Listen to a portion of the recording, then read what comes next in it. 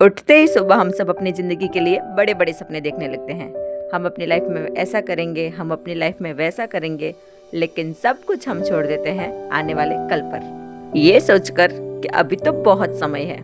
लेकिन मैं आपसे कहूँ कि आपका समय रोज कोई पीछे से चुरा रहा है। तो आज की कहानी भी उन सभी लोगों के लिए है जो सपने तो बहुत देखते हैं, लेकिन शुरुआत कल से करना चाहते हैं। गांव के किनारे एक छोटा सा घर था। उस घर में अर्जुन नाम का एक लड़का रहता था। उसके सपने तो बहुत बड़े थे, लेकिन समस्या सिर्फ एक थी कि वो आलस बहुत करता था। सुबह होते ही माँ आवाज लगाती, बेटा उठ जा, सुबह हो गई है। लेकिन उसका सिर्फ एक जवाब, माँ 5 मिनट और। बस वही 5 मिनट धीरे धीरे उसकी जिंदगी खा रही थी। उसके दोस्त भी आगे बढ़ रहे थे। कोई पढ़ाई में आगे बढ़ रहा था तो कोई नया काम सीख रहा था, लेकिन अर्जुन दिन भर पेड़ के नीचे सोता और सोते सोते सिर्फ सपने देखता कि मैं भी एक दिन बड़ा आदमी बनूंगा। लेकिन वो एक दिन के लिए वो कभी मेहनत नहीं करता। दोस्तों, हम लोग भी सेम यही काम करते हैं। सपने तो देखते हैं, लेकिन टालते हैं कल पर। अचानक एक दिन अर्जुन के पिता की तबीयत खराब हो गई और घर की हालत धीरे धीरे खराब होने लगी, क्योंकि घर तो उसके पिता ही चलाते थे। तभी माँ ने धीरे से अर्जुन से कहा, बेटा अब घर तुझे ही संभालना होगा। अर्जुन ने सिर तो हिला दिया, लेकिन अगले दिन फिर वो देर तक सोता ही रह गया। लेकिन पहली बार उसे खुद से नफरत हुई। पिताजी बीमार है, घर की हालत ऐसी है और मैं सो रहा हूँ। अर्जुन गांव के बाहर नदी के किनारे जाकर बैठ गया। वहीं वो बैठे बैठे रो रहा था। तभी उसे वहाँ एक साधु दिखे। साधु बोले, बेटा तुम इतने परेशान क्यों हो? अर्जुन रोते हुए बोला, बाबा मैं अपनी जिंदगी बदलना चाहता हूँ, लेकिन हर काम में कल पर टाल देता हूँ। काश मुझे थोड़ा सा समय मिल जाता तो शायद मैं अपनी जिंदगी सुधार पाता।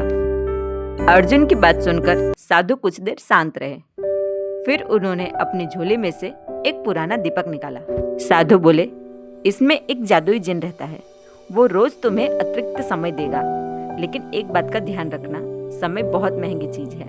अर्जुन तो ये बात सुनकर खुश हो गया कि अब तो मेरी जिंदगी पक्का बदल जाएगी। अर्जुन खुशी खुशी उस दीपक को घर लेके गया। रात को उसने दीपक रगड़ा और अचानक पूरे घर में धुआं हो गया और एक जादुई जिन प्रकट हुआ। जिन बोला, मैं तुम्हें रोज अतिरिक्त 5 घंटे दूंगा, लेकिन याद रखना, जितना समय तुम बर्बाद करोगे तुम्हारी जिंदगी उतनी ही कम हो जाएगी। अर्जुन उसकी बातों पर हंस पड़ा। इतने समय में तो मेरी जिंदगी पक्का बन जाएगी। जिन के मुताबिक पहले दिन उसे अतिरिक्त 5 घंटे मिले, लेकिन अर्जुन ने फिर वही सोचा, आज आराम कर लेता हूँ, कल से काम शुरू कर दूंगा। और अगली सुबह जब वो उठा तो माँ उसे देखकर डर गई। अर्जुन तेरे बाल। इतना सुनते ही वो भागते भागते सीधे आईने के पास गया। उसके सिर के सारे बाल सफेद हो चुके थे। वो डर गया। अब वो क्या ही करे बेचारा। रात को फिर जिन आया, तुमने कल 5 घंटे बर्बाद किए, उतने घंटे मैंने तुम्हारी जिंदगी से काट लिए हैं। अब अर्जुन थोड़ा सा डरने लगा और अगले दिन उसने काम करने की कोशिश की, लेकिन उसकी पुरानी आदत फिर जीत गई। एक दिन में क्या ही होगा, कल से करूंगा काम।